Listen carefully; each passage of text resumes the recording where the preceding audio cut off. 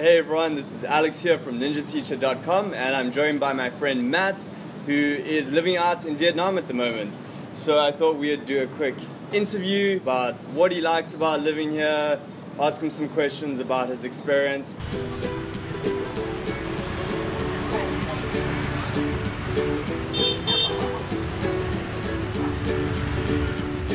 The great yellow sun is reflecting in your deep blue eyes. The day has begun.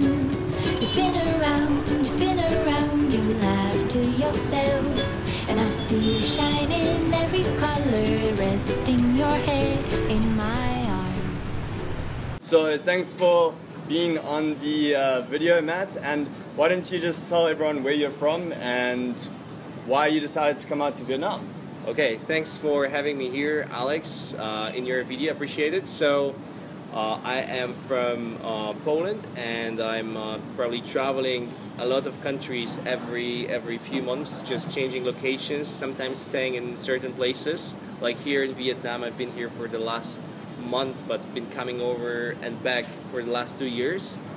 Mainly because I can see that this is amazing emerging market with loads of opportunities.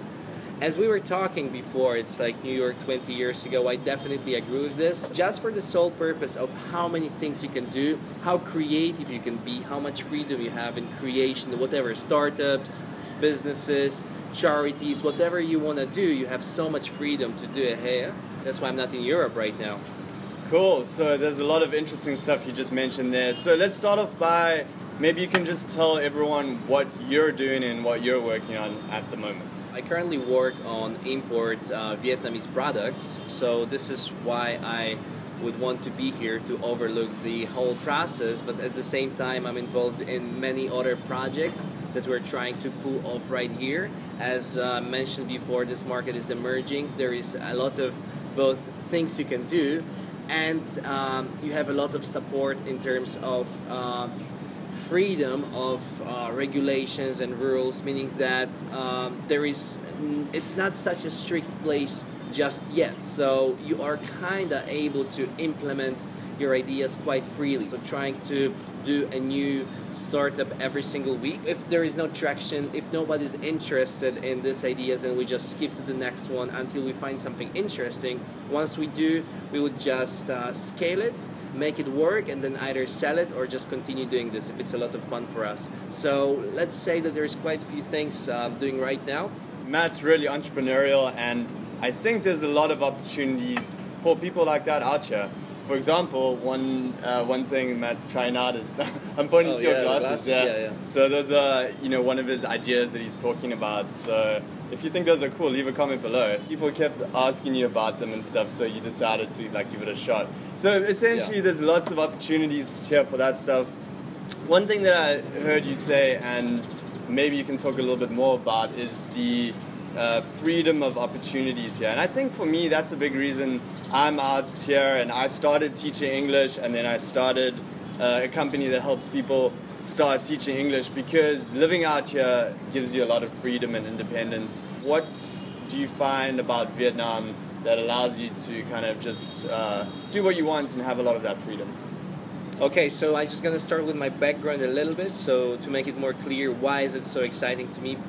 For me to be here. So I lived in the Netherlands before, and I lived in the US, and I lived in New Zealand, and all those places, and other places in Europe, and all those places I felt that are very strict if you want to start something. So, and very expensive, and many rules and regulations, and then everything is already done right there. Well, I have this kind of personality which is a little bit weird, but I really have to do something all the time, Alex. You know that, I really need, I have one thing that is stable and it's working, but then I have 3 or 4 hours in the evening left for doing something in my free time, so I might as well just implement some cool ideas here. And this is the best place in the world right now. I've never seen better place for this. I've probably traveled more than 50 countries. So what I would be interested in, and I think a lot of people here would be too, is how is it interacting with Vietnamese people in terms of in business and also just on a personal level? Well, I find them extremely entrepreneurial as well, which is amazing because they are very hard working right now.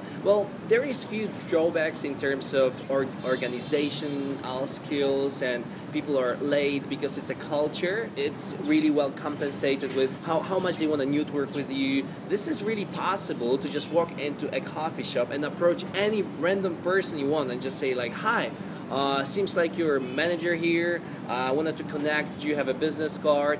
And they're more than happy to just share it with you. So this is amazing. They're looking for opportunities. Everyone here is looking for opportunities to do some business with you, get involved in your company, promote your company, do something commission based, whatever. They are really, really open for this right now. If you are starting your headquarters here or any business here, it is still relatively inexpensive to hire people, which is a very good thing for, well, in terms of business growth. And in terms of English levels of just people you'd meet out and about, like how have you found that meeting people? Is it hard to communicate, or do you find a lot of people actually speak English? Many people do speak English here, so there is many Vietnamese who learn English. Not everybody speaks good English, but this is just enough to try to cooperate on some projects together. So that's one thing. And the second thing, there is quite few Westerners here who are already doing something, who are very open to connect. I think almost every single person I've met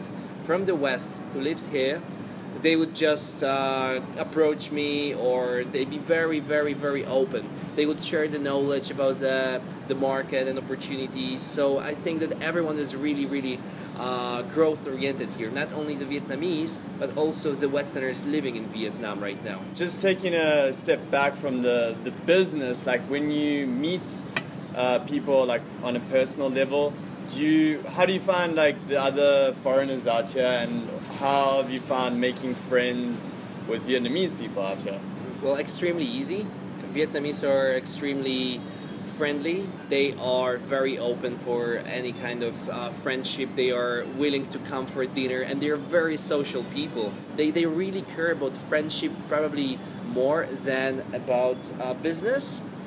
Or at least, maybe this is a very bold statement, but at least they associate friendship with the business more than in the West, whereas we would be just profit-oriented. So this gives you a little bit additional spice to your business life, because it actually makes you go out and interact with people a lot and establish rapport a lot. So I've got a question for you. You don't have to answer if you don't want to, but how have you found dating in Vietnam? As I said before, the Vietnamese people are very nice, very good people, very caring. There is a different approach towards relationships to the Western world. So the approach would be that girls would, in most cases, they would take care for a man more, and they would probably expect the man to lead a little bit more than in the Western world, where it seems like it's more equal in terms of how much we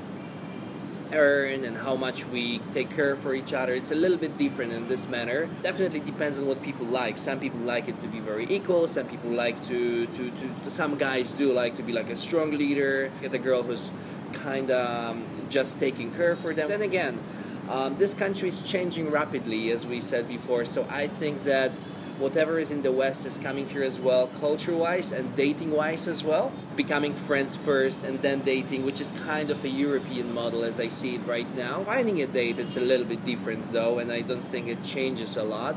I think that online dating is very advanced here comparing to Europe or the US, where people just approach themselves. I would get probably girls approaching me in the Western countries, or I could do that. Whereas here, people wouldn't really approach themselves. There is certain social pressure and the peer pressure of not doing this. It might be a good idea, but probably people would get very shy if you just get right into this and you approach a girl just like this, like, "Hey, my name is Matt." And they would probably do something along the lines of and then run away or try to hide behind something. It's almost weird how developed it is in terms of just messaging someone and setting up a meeting, and then you meet the person for the first time, and everything feels like as if you knew each other for a long time, just because you sent some Facebook stickers to each other before with hearts. It's a different culture, of course, but it's very interesting to experience, definitely. Just getting back to other foreigners here, like have you spent much time with the expats in Vietnam, and what kinds of people do you think come out here to live here, and what do you think of them?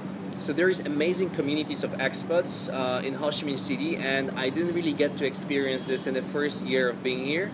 I would just not know where they hang out, who they are, but once you get in the circle, it's quite close circles, but you find out about very different areas and places run by expats where expats are coming. So bars, restaurants, and this is totally different than travelers. If you would be to come here for the first time, you'd probably find places like the party street for backpackers. You would find places like TripAdvisor, high-rated bars and restaurants, which has nothing to do with where expats hang out. And once you find those places, you get to meet amazing people. You get to this close community of expats who are inviting each other for barbecue parties, for house parties, for dinners out, which is really nice, but it requires you to be here for some time to find those. And that's something that I totally agree with, is it's so different when you just come and visit Vietnam. You get like this very small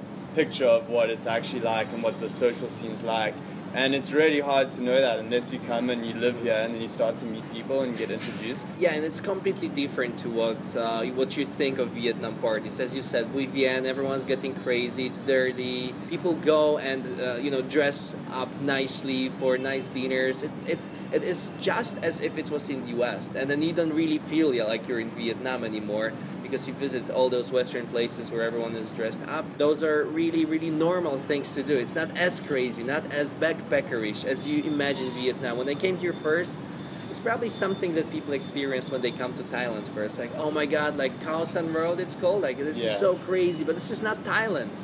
This is one party street for drunken foreigners, and it's not exactly. like this. This is not Southeast Asia. This is different. Now, going on to some of the things that you really enjoy about living in Vietnam. We talked a bit about the people. What are some of just like the day-to-day things you like about living out here? Probably a little bit different to what most people would do, because I just work a lot, like stay at my apartment a lot. But what I really enjoy the most here is variety. If you want to experience Vietnam, you walk out of your apartment and you walk on the street and you go to a street food. You eat this pho soup and Vietnamese food, and you meet Vietnamese people. But if you want a little bit of variety, you go slightly further to the center and you go to this high-end rooftop bar where everyone is fancy and people are wearing suits, and you feel like in Dubai or something, but you're still in Vietnam. And then if you feel like doing something different, you just go downstairs and you go to Western Bar, which is like a burger place where many laid-back Westerners are coming. And then you want to do a little bit of Asian fusion kitchen. You just go there, and then this one city is like basically like 3 or 4 cities merged together because the districts are so different. So you might just go to Korean Town, which is Phu My Ham, I think is how you pronounce it, in District 7, and then you just have Korean people and Korean architecture, and everything is different. And then if you want to experience Western areas, you go to District 2 where just Westerners live, and you have hi, how's it going? So Nis wants a haircut as well, so we could do him first. And Alex, do you want a haircut too, or if you got time? Yeah. All the time. Okay, so be three people if it's all right.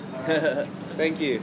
You ask me what is the most interesting for me here, someone else would find something else. Like someone else would find the culture, someone else would find the beautiful language, someone else would find interesting French architecture. But for me, what I love, and this is my personality type, is I love variety all the time. And I've never been bored here. Like there is no single day that I'm bored here, because there is so many things happening here. When I'm in Europe though, it's like parties are kind of similar. Streets are kind of similar, people are kind of similar, but here the variety of all the expats, people from all the countries coming, all those different districts, all this different food, and then you have Bui Vien if you want to get really crazy and dirty, so then you can go to the jungle just a few meters away, so there is everything. Yeah, I like that variety. one thing you mentioned about your apartment, like you're saying, in a really nice place here in District 3, you're going to be moving to District 7, and Matt's always stayed in like really nice places. You paid a little bit more than some people pay, but like there's a gym right here. How much are you paying for this place? This will be $1,000 a month, so it's probably a price of one room in London or a room in Dubai. Yeah, this is much cheaper. Yeah, the prices in District 7 are very similar, but you get really nice places in terms of how clean and new and fresh it is, and swimming pool and rooftop gardens that are much bigger and much more amazing than this one. I'm not saying that this is something you need, but you kind of have a safe house, escape place from all this craziness. Because trust me, city center, we're right now in the city center. We're surrounded with District 3 and District 1 right here. So like all the people, all the buildings, all the cars, all the pollution, all the parties, everything is here right now. And this is really tiring. What's really nice is, for me, to go to a safe house which is silent, a little bit far away, clean, air-conditioned, where you don't feel like you're in crazy emerging Vietnam anymore, but you feel like you're really safe back home wherever you're from. That's a really good point, and you know, you can get a room in a shared house here for like $200 or $300 per month, but a lot of people do opt to get like a nice apartment and pay, you know, you can get a nice place. Like my 2-bedroom apartment is $600 US. That was a really good deal, but I mean, you can get something, you can pay like for yourself between $300 and $700 and just get like an amazing place, especially if you share with someone. I can't have a shared apartment. I could do that if I was a teacher, but if I'm looking to network, if I'm looking to expand myself here, expand my relation with people and build something bigger than just this, I need a place where I can invite people for dinner, because this is a culture thing. Like if you are opening yourself towards a cooperation with someone here, you have to invite them to your house. You need to have a nice place with barbecue, or at least a place where you can just invite a couple of people for a nice dinner. The same for restaurants here. I don't know if you've realized, but there is private rooms in restaurants, and then if you have meetings, they invite you to a restaurant, but you walk through where the kitchen is and you enter the private room, and this is where meetings are. So for you, it's an investment in your business, and I think also the point you mentioned about how it's an investment in your own kind of personal well-being, to have a nice place is a really good point. So now, how long do you think you'll stick around in Vietnam for? Until something works out here. No other way. Like something has to work out. Like we have to explore this market. We have to do something here. Coming here and not, you know, taking this amazing, enormous opportunity of doing something here. It's just stupid. Like, it's the best place in the world right now, I think, or one of the best for sure. That's awesome. And just as a side note, if you're teaching English and teaching about 20 hours per week, plenty of time to work on all these kinds of business projects Matt's been talking about, if that's something that interests you. If not, then you can use that time to work on personal hobbies. You can travel around, also use the money that you save for whatever you want, really. So lots of things that you can do. So you mentioned pollution. Do you want to just comment on how you find that out here? So pollution is a big drawback of being here. It's not as clean. So if you're looking for clean air, you'd probably be better off going to Germany or somewhere in Europe. This is better than like 3-4 years ago, and this is going the right direction. It is getting better. Plus there is few things you can do. You can go out in the evenings where there's less motorbikes. You don't have to be in traffic. You can use car like Uber or drive a car instead of motorbike if you're really afraid of pollution. You can wear mask on your face. Well, none of those things is going to help entirely, so we can't say that there is no pollution problem. There is a pollution problem here in Ho Chi Minh City, in Saigon. It's just there. That's a drawback. That's advantages and pros and cons of everything. So. And what about some of the other drawbacks of living out here? Traffic.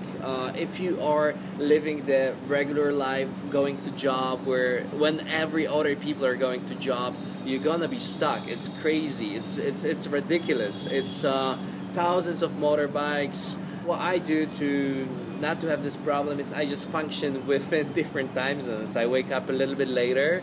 And then if I commute somewhere, I would do this after 10. I wouldn't really leave my house before this time, and I wouldn't really go out, like come back from a place around 5, 6, 4 o'clock, because this is when the traffic is. So you just learn how to avoid it. A lot of English teachers, by the way, can avoid the peak hours of traffic depending on when the hours are, because the hours can be a bit strange for English teachers, you know, sometimes in the evenings or on the weekends even, which I've talked about in other videos, so I won't go into now. Any other downsides? No, the other things I think you really get used to. It's really hard to cross the street because so people just don't stop. The concept of pedestrians crossing is just a suggestion for drivers, but it's not really like a rule, right? It's just like, I don't even know why they do them. Like, why would you paint it if nobody cares? So what you do is you just walk randomly, you cross the street randomly, and you have to walk while cars and motorbikes are driving. So you just show your hand, or they just try to avoid you. So this is kind of a scary concept and a drawback for people at the beginning, but you really get used to it. You learn it. You just learn how to deal with those drivers. You just cross. And if you're tall enough like me, they see you from like 100 meters away. For the food, at the beginning it's hard to find nice places. There is a lot of places with not nice food, but then you find nice places. So what I mean is, like, all those drawbacks that are out there, you really get used to them and you find solutions, and really quickly you get rid of them. The only two drawbacks that you can't get rid of is pollution, and you can't entirely get rid of is pollution and traffic. So this is something you need to prepare yourself for if you're gonna be here. So just to wrap it up, if someone's thinking of coming out here to teach English or work on a business, what would you say to someone like that? Would you recommend it? I would recommend it if you're this kind of person who's looking for variety in life. If you like stability, if you like repetitiveness of things, and if you like to be very protective about your schedule and how your lifestyle is designed, then it's probably not the best place. But if you're looking for a high energy place with many different things happening every day, with unexpected scenarios and come outs of situations, with amazing opportunities both in terms of teaching English as your industry and as my thing as business, or if you want to do something creative, and you're bored in the West, I think this is a really amazing place and you have to go here. And if you don't want to live here, you should just come here, stay here for let's say a month, see how it is, and then see whether you love it or whether you hate it. I don't think people are indifferent to what Saigon is like, because it's very, very special place in its own ways. That is a brilliant summary, and yeah, I definitely think that's a good idea. You've got to be able to be flexible being here. And yeah, thanks, Matt. And if you have any comments about this, make sure to leave them below. I'm sure Matt will jump in and answer any questions if he doesn't mind. And yeah, we also filmed a video over on Matt's channel, so you can check that out if you want to see what he's up to.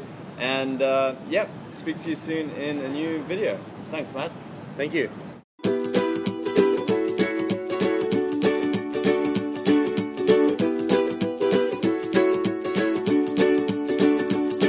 The great yellow sun is reflecting in your deep blue eyes. The day has begun.